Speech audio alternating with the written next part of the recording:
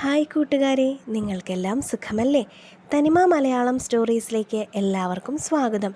ഇന്ന് ഒരു ദേവതയുടെ കഥയാണ് കേട്ടോ. നമുക്ക് കഥ കണ്ടാലോ? സുന്ദരമായ ഒരു കാട്. ആ കാട്ടിനുള്ളിലാണ് പരി എന്നു പേരുള്ള ഒരു ദേവത ഉണ്ടായിരുന്നത്. അവളെ കാണാൻ മാലാഖയെ പോലെയാണ് ഉണ്ടായിരുന്നത്. വളരെ സുന്ദരിയായിരുന്നു. തെളിനീരൊഴുകുന്ന ജലാശയങ്ങളും മരങ്ങളും പലതരം ചെടികളും പുഷ്പങ്ങളും എല്ലാം നിറഞ്ഞ വളരെ ഭംഗി തോന്നിപ്പിക്കുന്ന പ്രകൃതിരമണീയമായ കാടായിരുന്നു അത്. അവിടെയായിരുന്നു അവൾ എപ്പോഴും ഉണ്ടായിരുന്നത്. അവൾ നൃത്തം ചെയ്യുന്നത് കാണാൻ വളരെ ഭംഗിയുണ്ടായിരുന്നു. നൃത്തം ചെയ്യുമ്പോൾ പ്രകാശിക്കുന്ന ചിത്രശലഭങ്ങൾ അവളുടെ ചുറ്റും പറക്കും. കൂടാതെ പുഷ്പങ്ങൾ വിടരുമായിരുന്നു. അങ്ങനെ ഇരിക്കുമ്പോൾ ഒരു ദിവസം അവൾ ഒരു കാര്യം കണ്ടു. ദൂരെയുള്ള ഗ്രാമത്തിൽ നിന്ന് ഒരുപാട് പേർ വെള്ളമെടുക്കാനായി കാടിന് നടുവിലുള്ള പുഴയിലേക്ക് വരുന്നത് അവൾ ശ്രദ്ധിച്ചു. എന്തിനാണ് ഇങ്ങോട്ടേക്ക് ഇവർ വരുന്നത്?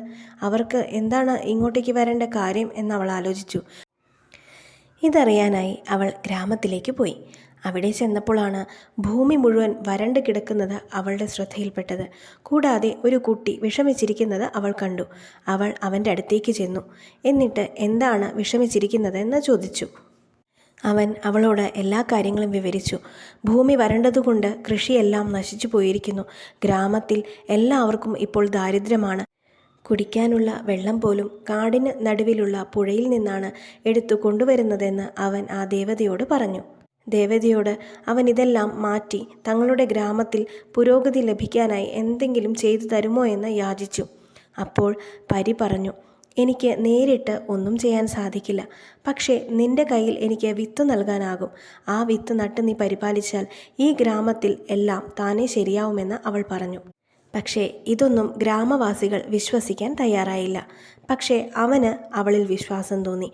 അവൻ ആ വിത്തെടുത്ത് നട്ടു. കുറച്ച് ദിവസം കഴിഞ്ഞപ്പോൾ അത് മുളച്ചു. പിന്നീട് ചെറിയ ചെടിയായി വളരാൻ തുടങ്ങി. ഇപ്പോൾ അത് ഒരു ചെടിയായി മാറി.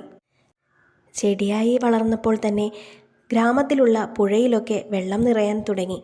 അങ്ങനെ ചെറിയ രീതിയിൽ കൃഷികളൊക്കെ നടന്നു തുടങ്ങി. പിന്നീട് അത് കുറച്ചുകൂടി വളർന്ന് ചെറിയൊരു മരമായി. ഈ ചെടി വളർന്ന് മരമാവും തോറും ഗ്രാമത്തിൽ ഒരുപാട് വ്യത്യാസങ്ങൾ വന്നു. ചെടികൾ പൂക്കാനും കായ്ക്കാനും എല്ലാം തുടങ്ങി. അങ്ങനെ ഗ്രാമത്തിൽ സന്തോഷം തിരികെ എത്തി. ഇപ്പോൾ ആ മരം വളർന്നു വലുതായിരിക്കുന്നു. അതുകൊണ്ട് തന്നെ അതിനോടൊപ്പം ഗ്രാമത്തിലും ഒരുപാട് പുരോഗതികൾ വന്നു. കൃഷികളൊക്കെ വളരെ നന്നായി നടക്കുന്നു. വിളകളൊക്കെ വിളഞ്ഞു നിൽക്കുകയാണ്. ഇനി എന്താണ് വേണ്ടത്? വരൾച്ചയും മാറി പുരോഗതിയും നേടി ഗ്രാമത്തിൽ ഇപ്പോൾ എല്ലായിടത്തും സന്തോഷം അലതല്ലുകയാണ്. ഇതിനെല്ലാത്തിനും കാരണം നമ്മുടെ ദേവതയായ പരിയാണ്. പരിക്ക് തിരികെ കാട്ടിലേക്ക് പോകാനുള്ള സമയമായി. അവൾ പോകാൻ തയ്യാറായി. അപ്പോൾ ആ കുട്ടി വന്ന് ദേവതയോട് നന്ദി പറഞ്ഞു. അതിനുശേഷം ഗ്രാമവാസികളെല്ലാവരും ദേവതയോട് ക്ഷമ ചോദിക്കുകയും പിന്നീട് നന്ദി പറയുകയും ചെയ്തു. അങ്ങനെ എന്നേക്കുമായി ദേവത കാട്ടിലേക്ക് തിരികെ പോയി.